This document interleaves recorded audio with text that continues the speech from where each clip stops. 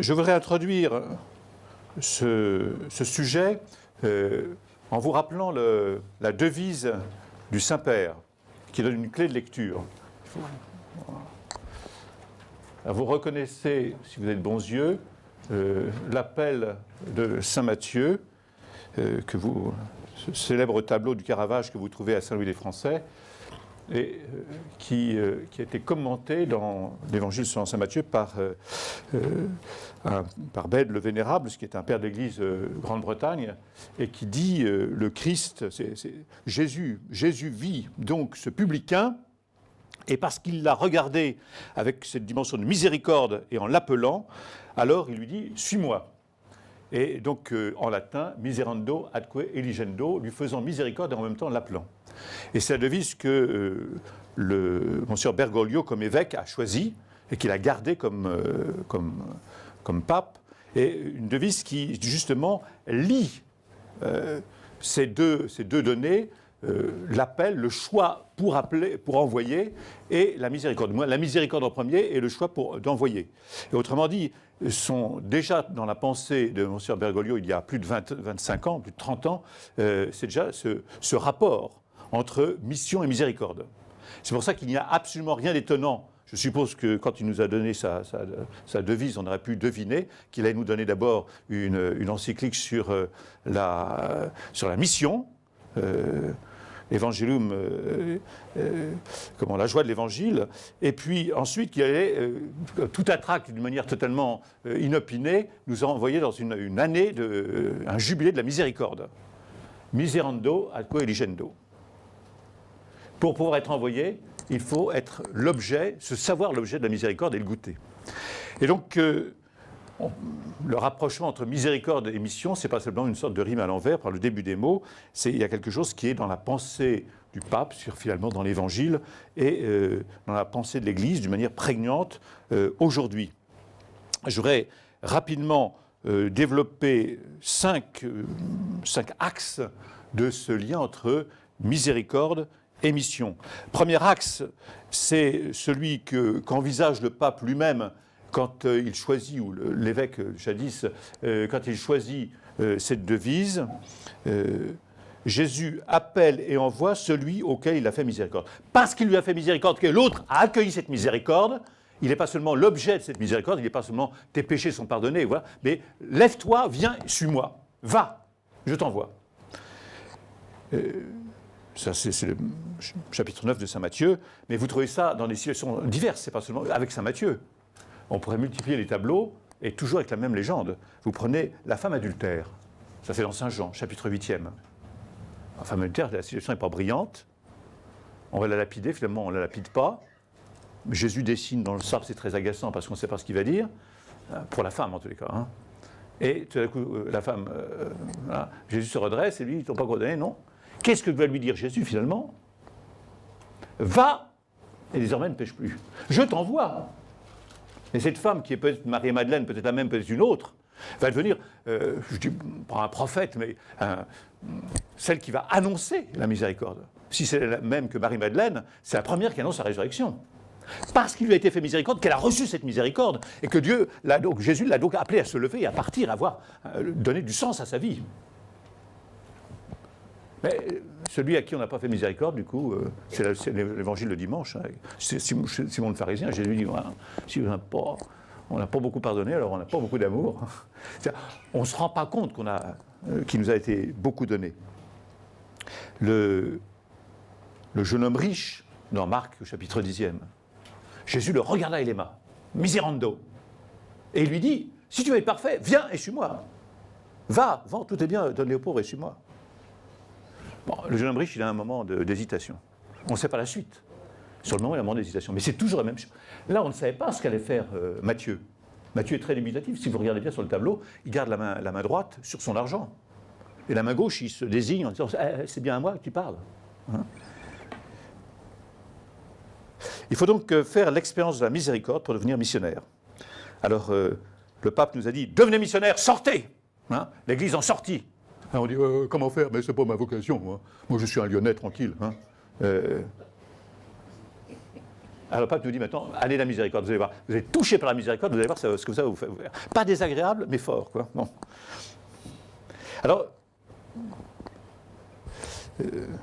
ce qui est étonnant, c'est que Jésus, on manque d'ouvriers.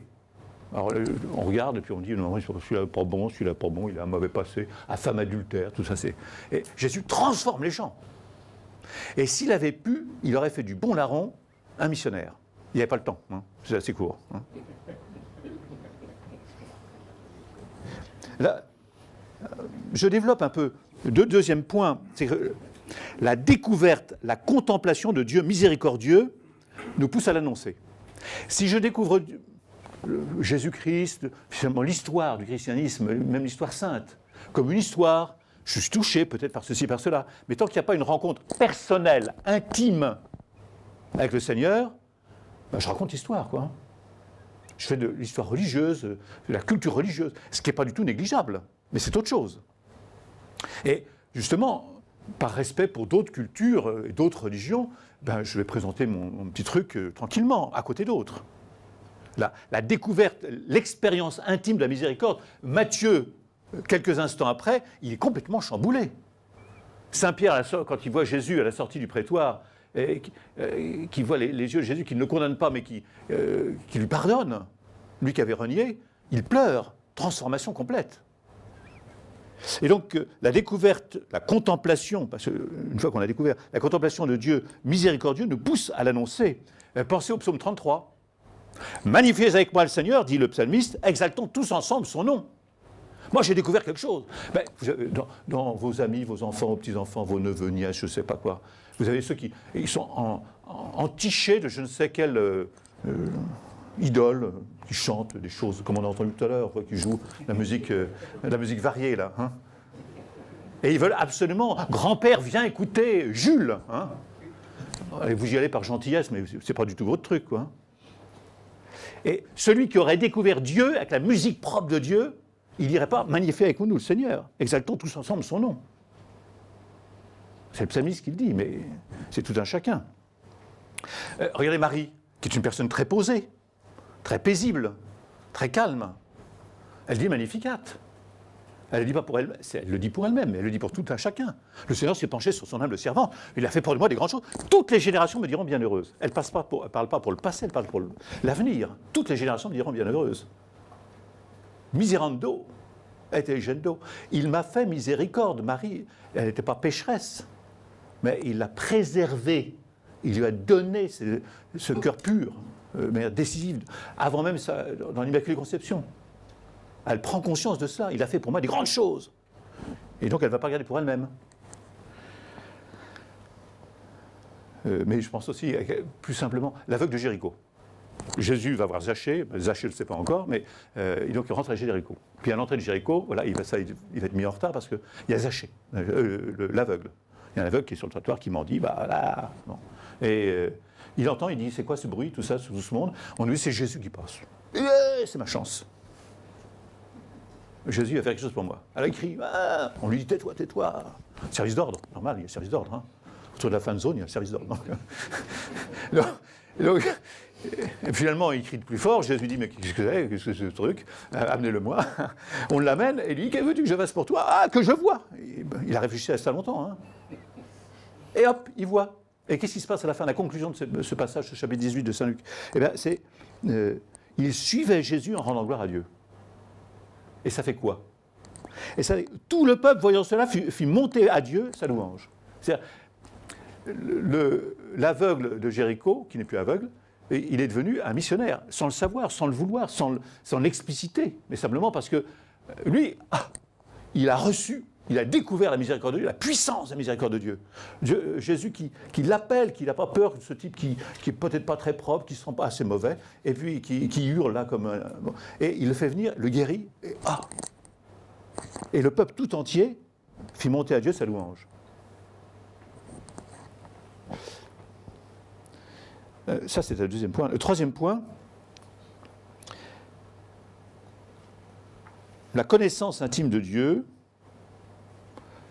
liée à l'expérience personnelle de sa miséricorde. On pourrait dire que c'est un deuxième temps après le temps précédent que j'évoquais, met sur nos lèvres, ou sur les lèvres du juste, la joie le désir d'annoncer l'Évangile. C'est-à-dire qu'on ne va pas simplement être le bénéficiaire, mais on va aussi le faire partager, le dire, parce qu'on a aussi une bienveillance, une amitié pour les autres. Ils n'ont pas encore trouvé ça, enfin, ils sont là, ils ont la tristounet, et on va annoncer vraiment qui est Dieu. Vous pouvez prendre un certain nombre de passages dans la Bible, dans l'Évangile, où finalement Dieu apparaît sévère, n'attire pas, quoi. Et vous pouvez présenter au contraire, comme lui invite le pape François, Dieu de miséricorde. Vraiment, qui est Dieu, quoi. Pensez au chapitre 34 de l'Exode. C'est après le passage sur le mont Sinaï, la loi, etc. Et à ce passage, Dieu de tendresse et de pitié, lent à la colère, plein d'amour et de fidélité, qui garde sa grâce à des milliers, tolère faute et transgression et péché sans cesser de manifester cette miséricorde. Et après on nous dit, et qui va se mettre en colère sur 4 et 5 générations. Hein. Mais il y a d'un côté milliers de générations et de l'autre côté 4 ou 5 générations. C'est-à-dire finalement une manière hébraïque de dire, ou sémitique de dire, Dieu fait toujours miséricorde. Alors je ne vais pas annoncer le Dieu qui se venge sur 4 ou 5 générations, je vais annoncer le Dieu qui, de fait toujours miséricorde sur 1000 générations. Moi, quand j'ai un problème, je regarde ma généalogie. Et dans ma généalogie, ça ne remonte pas. J'ai beau être breton, donc il n'y a pas les archives sont restent. Hein. En Bretagne, c'est nickel, c'est pas comme à Lyon. Hein. Mais j'arrive pas à 1000 générations. Hein. Mais je dis quand même, sur toutes ces générations que je connais, Seigneur, il y en a au moins un qui est juste, quoi. Tu dois faire miséricorde, c'est écrit. Hein. Sur 4, 5, on ne sait jamais. Hein. Mais sur 1000. Hein. Donc, c'est saint Paul qui fait cette expérience, qui a vu Dieu qui l'a transformé et qui fait l'expérience de qui est Dieu. Saint Paul qui est le grand prédicateur, l'apôtre par excellence des gentils. Et dans l'épître aux Éphésiens, au chapitre 2, il s'écrit « Dieu qui est riche en miséricorde ». Dans J'aime aux Corinthiens, « Laissez-vous réconcilier avec Dieu ». Enfin, faites l'expérience de Dieu, vous allez voir, c'est tout à fait autre chose. Les gens disent « Oh, j'ai peur, qu'est-ce qu'il va me dire hein ?» Ben, faites l'expérience, dit saint Paul. Allez-y. La connaissance intime de Dieu met sur nos lèvres la juste annonce de l'Évangile. C'est pas une vision de Dieu, le Dieu des païens, je ne sais quoi, le Dieu tout-puissant qu'on caricature au XIVe siècle en disant bah, ce Dieu tout-puissant, il peut faire tout et le contraire de tout, donc nous commander de le haïr comme nous commander de l'aimer. Non, Dieu est celui qui est riche en miséricorde. Celui qui, quand Jésus nous apprend à prier, qui dit dites Dieu, notre Père. Quatrième regard, exercer la miséricorde. Dieu fait miséricorde, à sa suite, exerçons la miséricorde. Les œuvres de miséricorde, comme nous sommes spécialement invités à le vivre cette année sainte. Un témoignage qui révèle et qui conduit au Christ sans parole. Pensez, dans le chapitre 10 de Saint-Luc, au bon samaritain. Brave type, en voyage, commerce, je ne sais pas quoi, VRP. Hein. Puis il voit ce type qui est tombé. Il s'approche, il touche de compassion, il le soigne, porte chez l'hôtelier. L'hôtelier dit que c'est pas un client, ça. Hein. Et finalement, l'hôtelier va faire. Hein. Toucher, quoi. Dites-moi, ça me laisse un peu le bon samaritain. Mais prenez plus récent, hein, au IVe siècle, hein, ça c'est proche de nous, en Gaule, hein, Saint-Martin aux portes d'Amiens, un soir d'hiver, sur son cheval, brillant officier de la garde prétorienne, voit un pauvre qui grelotte, coupe sa chlamyde en deux, deux petites chlamydes, hein, donne la moitié aux pauvres. En un siècle, ce geste est passé partout. C'est l'image qui est la plus présente dans l'iconographie française. Je ne dis même pas religieuse française, dans les églises, partout. Le nom de Saint-Martin est devenu célèbre. Pas pour tout ce qu'il a fait après, aussi pour tout ce qu'il a fait après. Comme évêque, comme moine, comme évêque. Mais le plus grand nombre de villages en France, le nom qui est le plus fréquemment dans la toponymie française, aujourd'hui encore, hein, c'est Saint-Martin. Partout. On a dit, ça c'est extraordinaire. Hein. Il a fait ça. Il a vraiment, ce qu'il a fait au plus petit d'entre les biens, c'est un mot qu'il a fait. Oh, ce Saint-Martin, il a touché le Christ. Quoi. Il s'est laissé saisir par le Christ, lui qui était catéchumène à ce moment-là. Et ça a transformé, c'est un vecteur d'évangélisation pour la Gaule, et même au-delà. Hein. À Ravenne, à 1000 km de là, hein, au 5e siècle, 6e siècle, quand on dessine dans une des basiliques ravennate les grands saints qu'honoraient les Romains et les Italiens de l'Empire, le premier en tête, les autres sont tous des martyrs. Lui, il est en pourpre, il n'est pas martyr, il est saint. Et on le met en tête. C'est-à-dire qu'il est passé devant tout le monde pour ce geste. Exercer la miséricorde laisse un témoignage. Il y a 1000 exemples, plus récents encore. Donc, peut-être que de longs sermons fatiguent et un geste de miséricorde touche. Et en plus, ça construit la communauté. Et après, c'est la communauté dans son unité, sa force et sa paix. Ce qu'on voit au chapitre 2, 42 des Actes des Apôtres. Hein. Un seul cœur, une seule âme. Hein. Chaque jour, de nombreuses personnes s'adjoignent au Christ. Hein. 1000 catéchumènes. Nous, on a 4000 catéchumènes en France par an, adultes. Non, c'est extraordinaire. Hein. Ben, vous nous comptez dans les Actes des Apôtres, et en 3 chapitres, vous en avez plus que ça. Et pourtant, ça partait de presque rien. Hein. La miséricorde touche, c'est un vecteur, quand elle est portée par ces œuvres de miséricorde, un vecteur missionnaire, un vecteur d'évangélisation, d'annonce de l'évangile. Et dernier regard, la mission elle-même comme œuvre de miséricorde. C'est peut-être là où nous avons encore à vivre un approfondissement de conversion. Être attaché à la vérité qui rend libre, à la lumière qui donne du sens à ma vie, à la vie nouvelle qui va me permettre de porter du fruit, un fruit qui demeure, et je ne peux pas laisser l'autre dans sa vie même matériellement correcte sans cette aide-là. La mission devient le véhicule de la miséricorde. Je porte cette miséricorde là, c'est plus une œuvre corporelle de miséricorde, c'est vraiment une œuvre spirituelle de miséricorde, c'est amener le salut. Alors je me suis risqué pour conclure, il faut taper 2 fois je pense. Oui, ça c'est... Et encore une fois. Voilà. 2 slogans à apprendre par cœur, on vous demandera de réciter à la sortie. La miséricorde pour lancer la mission en jaune pâle et la mission pour manifester la miséricorde en blanc. Vous choisissez les 2.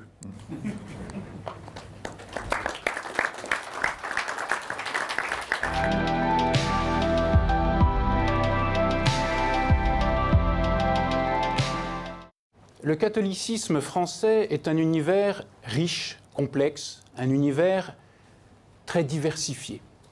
Et la question de la mission, qui est au cœur de vos préoccupations aujourd'hui et aux OPM, est une excellente entrée pour saisir cette diversité du catholicisme français. En effet, quand on interroge les catholiques sur leur vision de l'évangélisation, sur leur vision de ce qu'il faut faire dans la société française, on voit que très souvent, leur vision de l'évangélisation est associée à une représentation de l'Église et de la société. Dire comment les catholiques doivent exister, évangéliser, dire comment ils doivent se manifester, c'est nécessairement porter, en effet, dans une société comme la société française, c'est nécessairement porter un jugement sur ce qu'est l'Église ou sur ce qu'elle a été. En effet, la plupart du temps, quand les catholiques pensent l'évangélisation de la société française, ils ne peuvent éviter de s'interroger sur leur propre devenir dans la société française. Un devenir marqué par un déclin quantitatif.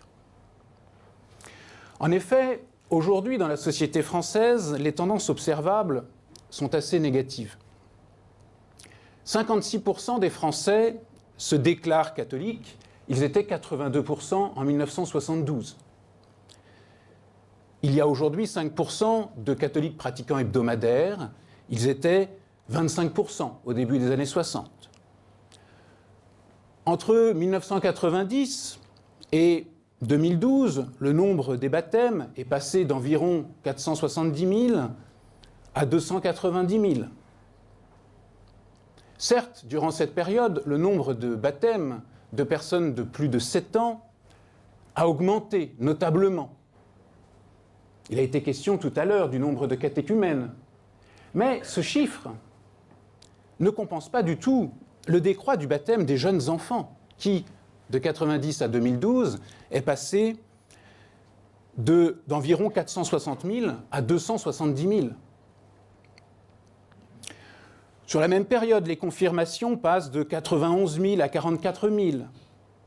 Les mariages de 147 000 à 70 000. Bon, je ne vais pas multiplier les chiffres. L'année dernière, les ordinations sacerdotales concernant le clergé diocésain ont atteint un chiffre bas, probablement le plus bas jamais atteint, avec 68 ordinations. Un dernier chiffre. Quand on compare le taux de transmission intergénérationnelle au sein des familles, comme ça a été fait par le sociologue Patrick Simon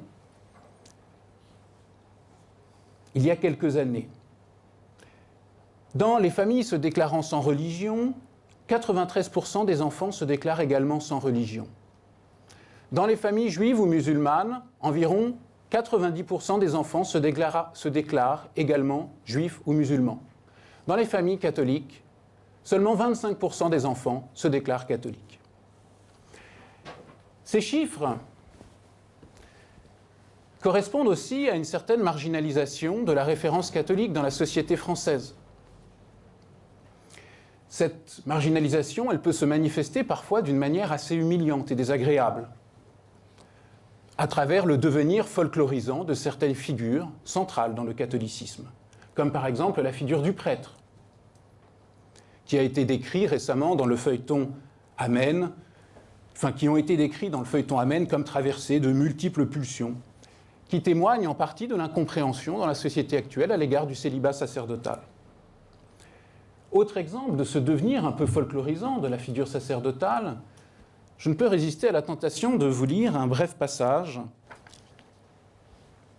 du roman La carte et le territoire de Michel Houellebecq, qui est un peu un Balzac du XXIe siècle. Humble et désargenté, méprisé de tous, soumis à tous les tracas de la vie urbaine, sans avoir accès à aucun de ses plaisirs, les jeunes prêtres urbains constituaient, pour qui ne partageaient pas leurs croyances, un sujet déroutant et inaccessible. Pour les catholiques, aujourd'hui dans la société française, penser l'évangélisation, penser la mission, les conduit nécessairement à affronter l'image qu'a l'Église catholique dans la société. L'évangélisation les conduit nécessairement à chercher à corriger ou à contrer l'image que peut avoir l'Église catholique. Et à ce titre, il est très intéressant de constater que les catholiques adoptent des positions très diverses, des stratégies variées. Le catholicisme n'est pas un bloc, il est fragmenté en de multiples sous-cultures. Et c'est ce que je voudrais vous montrer à partir de l'enquête dont j'ai analysé les résultats dans Qui sont les cathos aujourd'hui. Et je voudrais tenter de réfléchir avec vous à cette diversité du catholicisme français. Et mon exposé s'articulera en deux temps principaux. Dans un premier temps, je décrirai les principales sous-cultures qui existent, que l'on peut repérer dans le catholicisme français. Puis dans un second temps, j'en viendrai à vous montrer les stratégies de rapport à la société, les manières de penser l'évangélisation qui existent dans ces différentes sous-cultures catholiques qui traversent l'Église. Alors quand on enquête sur les catholiques, de nombreuses formes très différentes de rapport à l'institution ecclésiale apparaissent. Il y a une pluralité de parcours, une pluralité d'attentes qui peut être interprétée à partir de deux grandes variables.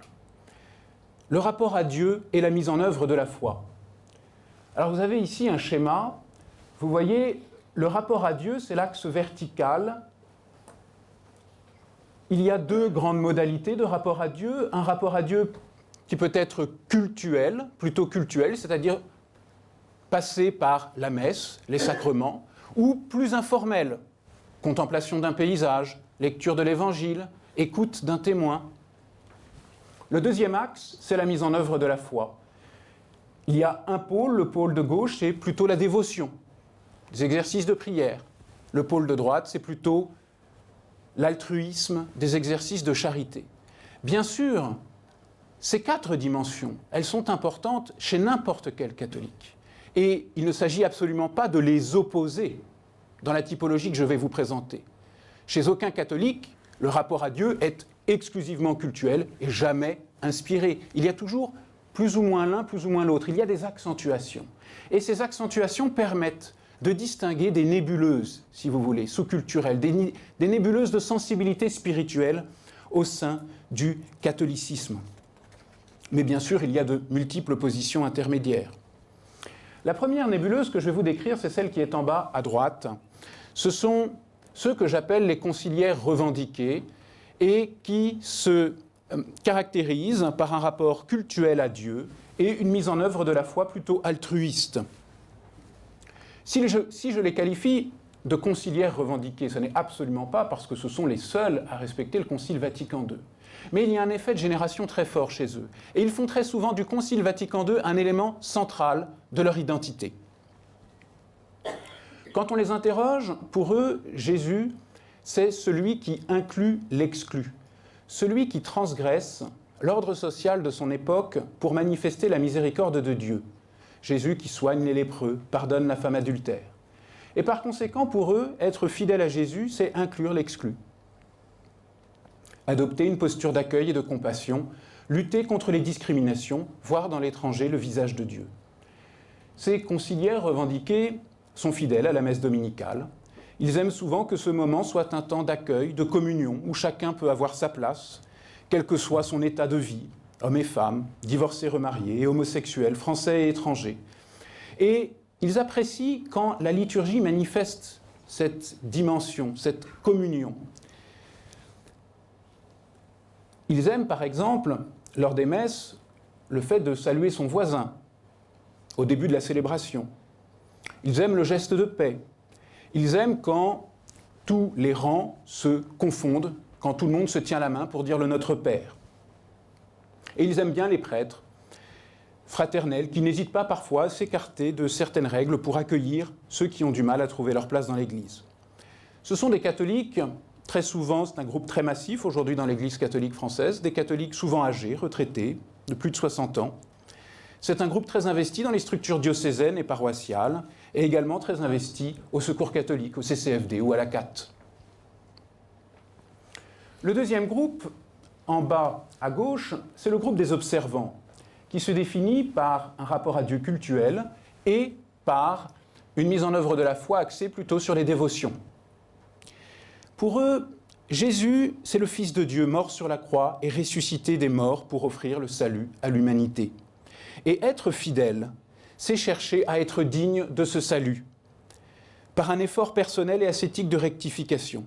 C'est chercher à toujours mieux se conformer à la voie de la sainteté conseillée par l'Église. La messe et les sacrements sont centraux pour eux. Ils aiment les messes solennelles, où il y a une certaine manifestation de la transcendance divine.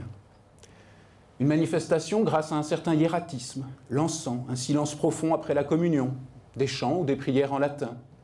Ils aiment les prêtres soigneux de la liturgie et prêchant la doctrine catholique avec exigence.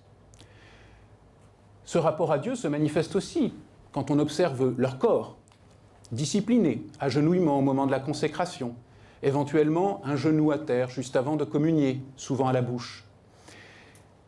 Ils aiment les dévotions et surtout tout ce qui introduit une rupture avec la vie ordinaire. L'accès à Dieu se gagne par des efforts ascétiques, par une certaine mise à distance de la société.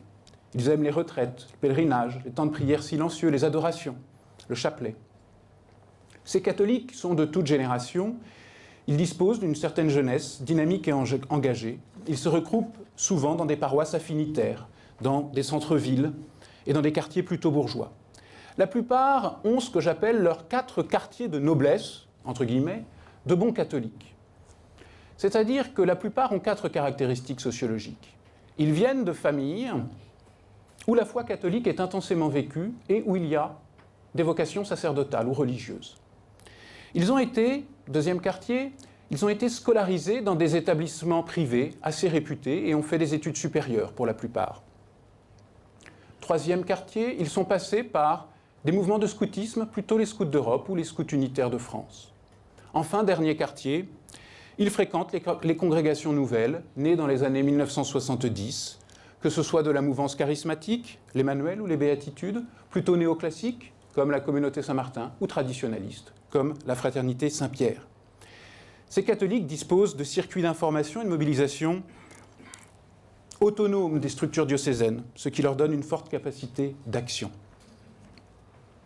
La troisième nébuleuse, que vous voyez en haut à gauche, la nébuleuse des inspirés, souvent qualifiée de charismatique, qui se définit plutôt par une mise en œuvre de la foi, dévotion, et plutôt par un rapport à Dieu inspiré. Mais bien sûr, ça n'est jamais exclusif du rapport au culte. Ce sont toujours des accentuations, vous voyez, c'est assez au centre, assez en posture d'équilibre.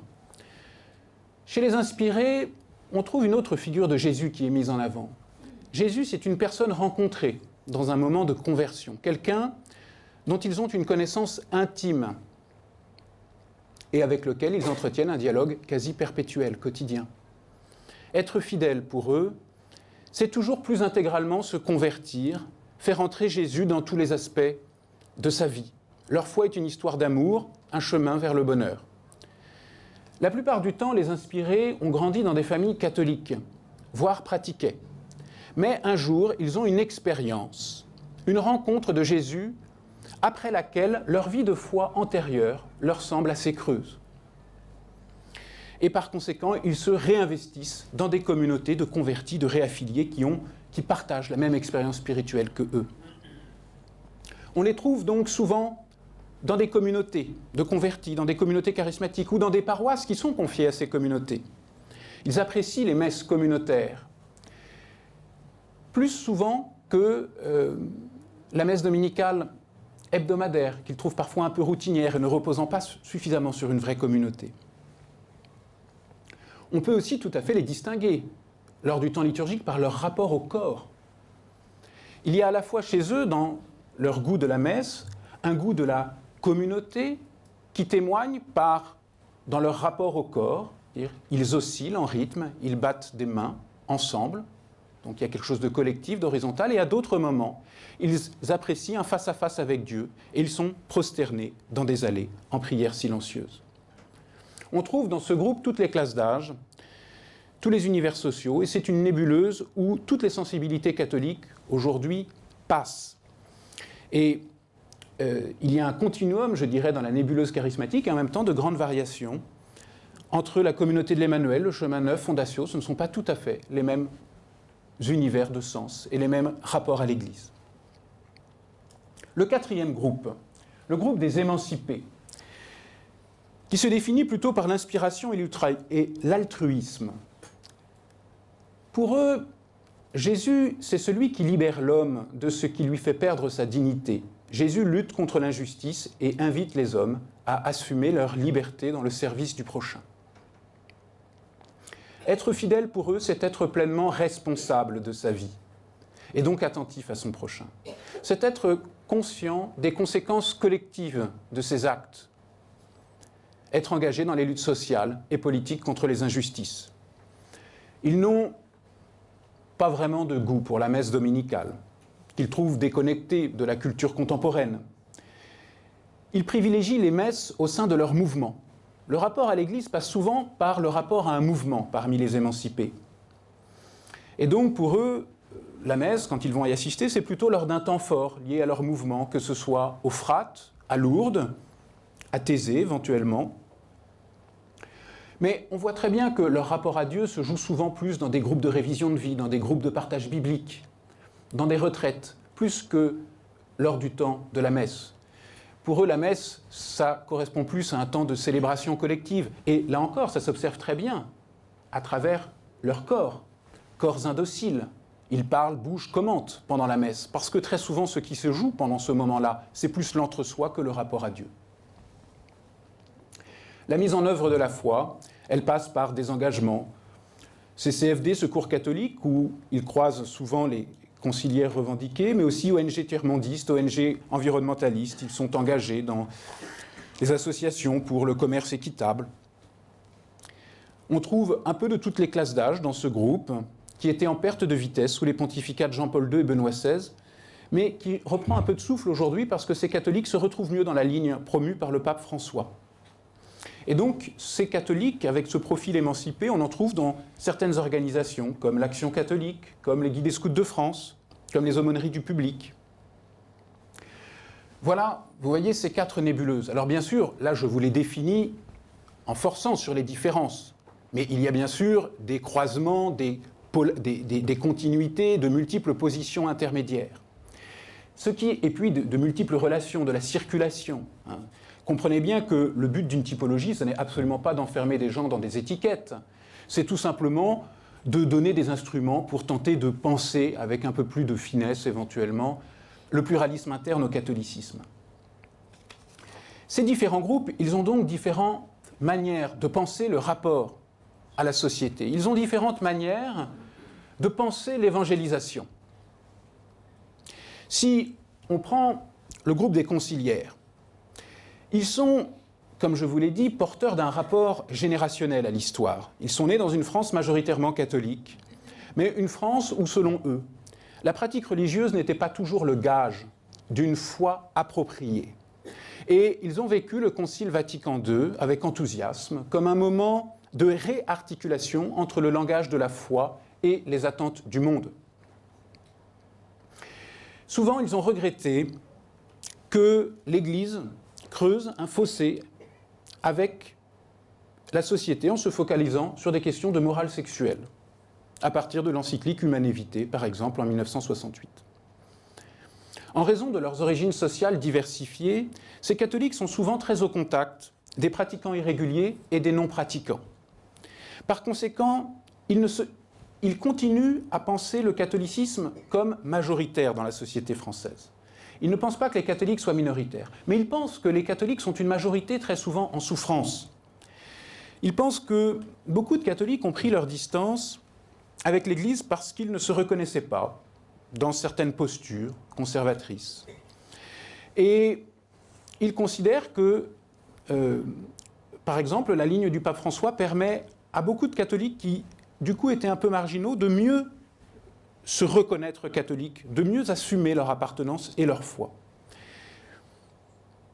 Pour ces conciliaires, l'évangélisation doit passer par un accueil chaleureux et compréhensif.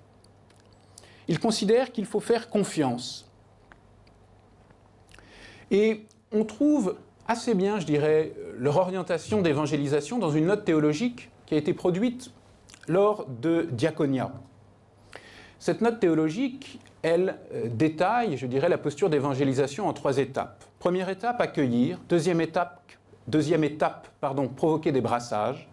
Troisième étape, vivre la fraternité. Ça correspond assez bien à leur manière de penser l'évangélisation.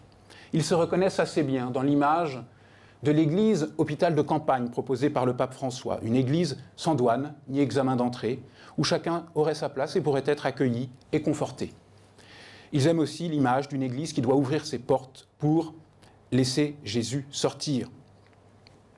Pour résumer, on pourrait dire qu'ils pensent l'évangélisation et le rapport à la société à travers 2 mots qui sont 2 axes un peu de leur conduite, compassion et fraternisation. Le groupe des observants maintenant. À partir des années 70, ces catholiques se sont souvent placés dans une posture réservée à l'égard du catholicisme diocésain et des paroisses. Ils sont très autonomes dans la mesure... posture réservée en raison de ce qu'ils ressentaient comme des abus des orientations pastorales de cette période-là. Des abus des novations pastorales de cette période-là. Ils sont très autonomes dans la mesure où la transmission de la foi passe chez eux plus par les familles et les congrégations nouvelles que par les paroisses. Ils se sont souvent appuyés sur l'autorité des papes Jean-Paul II et Benoît XVI pour dénoncer certaines compromissions qu'ils estimaient observer dans l'Église de France, certaines compromissions avec l'esprit du temps. Et ils ont tout spécialement relayé les positions des papes en faveur de la vie. Ce qui fait la force des observants, c'est qu'ils constituent un groupe à la fois religieux et social, très intégré. Cela veut dire qu'ils ont une conscience de partager une identité et des intérêts, ce qui les dispose à agir ensemble. Les observants partagent la conviction de bénéficier d'un rapport privilégié à la vérité religieuse. Cela explique pourquoi l'engagement militant y est stimulé à la fois par le sentiment d'être investi du devoir de défendre cette vérité, et par la pression sociale diffuse qui s'exprime en ce sens au sein du groupe. Leur capital militant s'explique aussi par la conviction qu'ils ont d'être une minorité, à plusieurs titres. Ils se pensent tout d'abord comme une minorité réformatrice au sein de l'Église. Ils estiment qu'ils doivent reconformer les pratiques diocésaines au magistère romain. Ils sont très souvent, par exemple, critiques d'un certain affaiblissement de la transmission de la foi au sein des écoles catholiques sous contrat. Ils se pensent ensuite comme une minorité de mœurs dans la société française. Ils s'estiment défenseurs de la vie et leur familialisme se prolonge par une dénonciation de l'avortement et de l'eugénisme à l'égard des personnes handicapées. Ils se pensent aussi comme une minorité au sein de la France. Ils se pensent gardiens finalement de l'authentique identité de la France, c'est-à-dire la fidélité aux promesses du baptême de Clovis. Enfin, ils se pensent comme une minorité sociale. Ils s'estiment porteurs d'un certain savoir-vivre,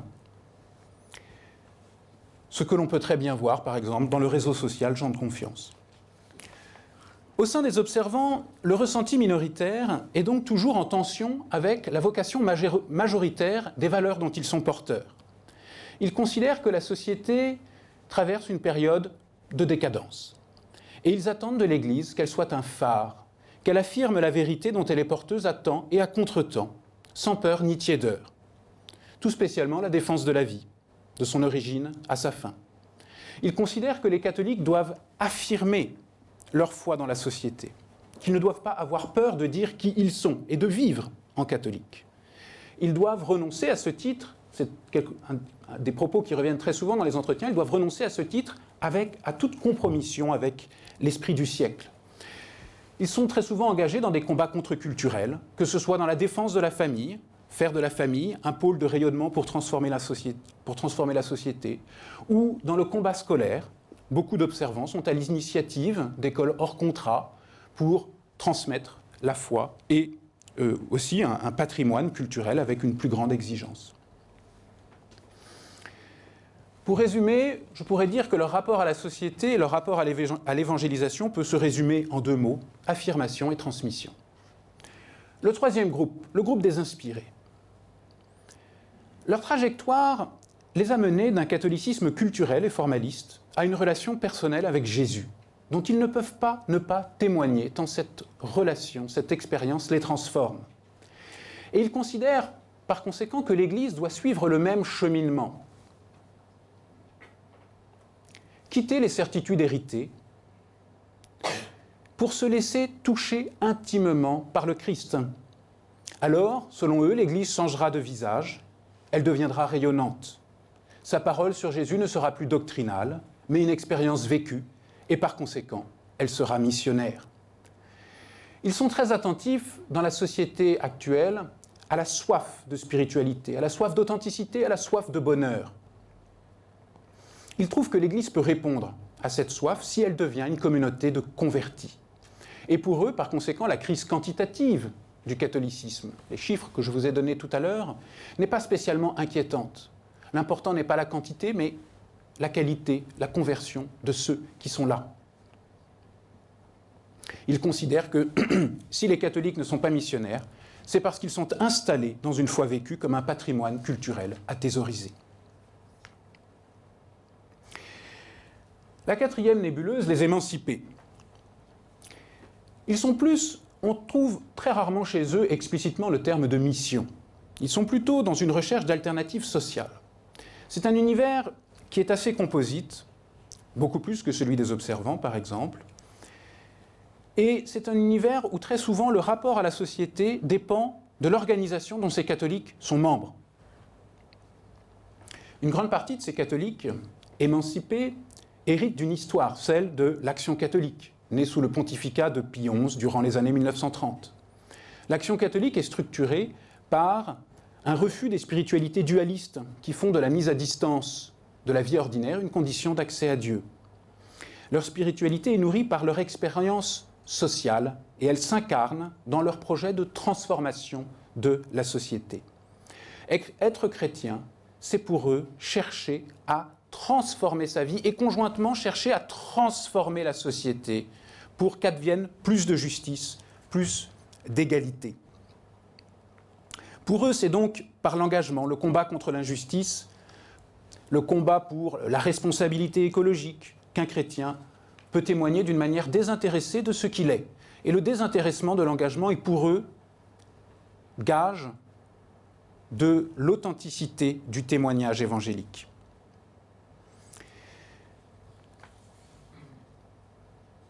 On pourrait résumer la manière dont ces catholiques pensent l'évangélisation de nouveau en 2 mots: responsabilisation et transformation sociale.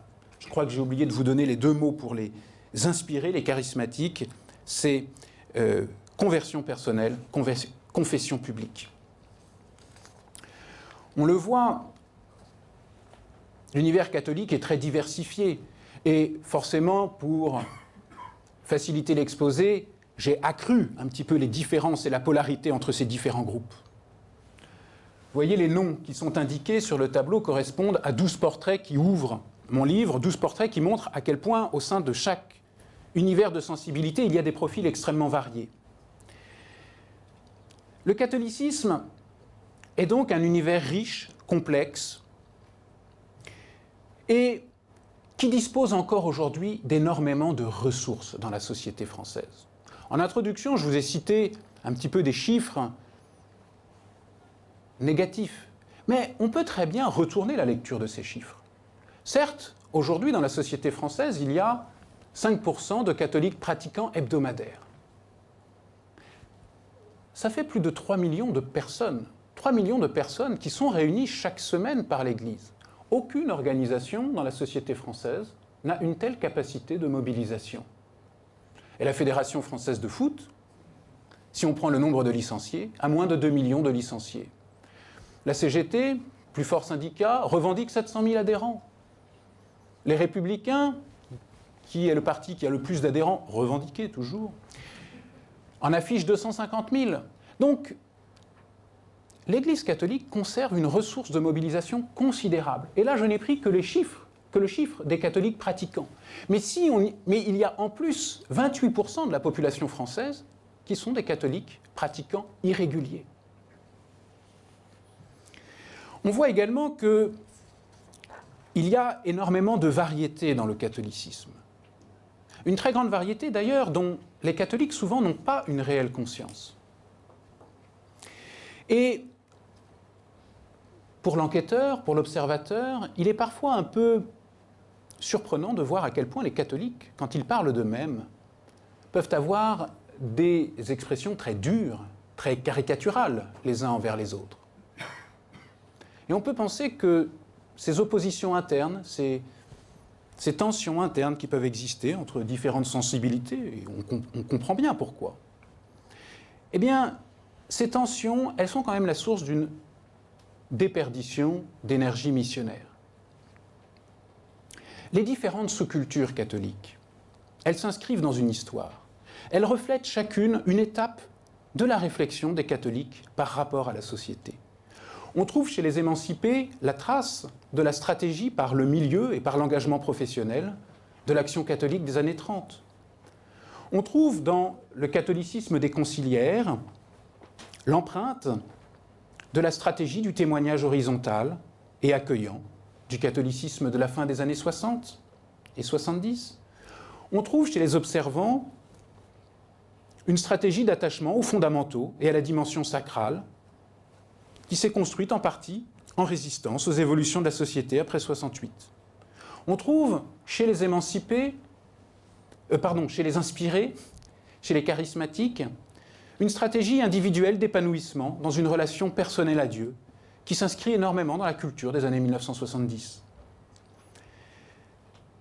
Pour que les catholiques sachent inventer de nouvelles stratégies, ils doivent être conscients que l'Église a une histoire, qu'ils sont eux-mêmes traversés par cette histoire et témoins de cette histoire. Par conséquent, plus ils échangeront entre eux, mieux ils comprendront leur spécificité propre, mieux ils comprendront comment leur manière de penser l'évangélisation s'inscrit dans un moment particulier. Par conséquent, mieux ils placeront leur propre rapport à la foi dans sa juste mesure. Et plus libres ils seront pour rechercher et inventer de nouveaux modes de transmission et d'évangélisation. Je vous remercie de votre attention.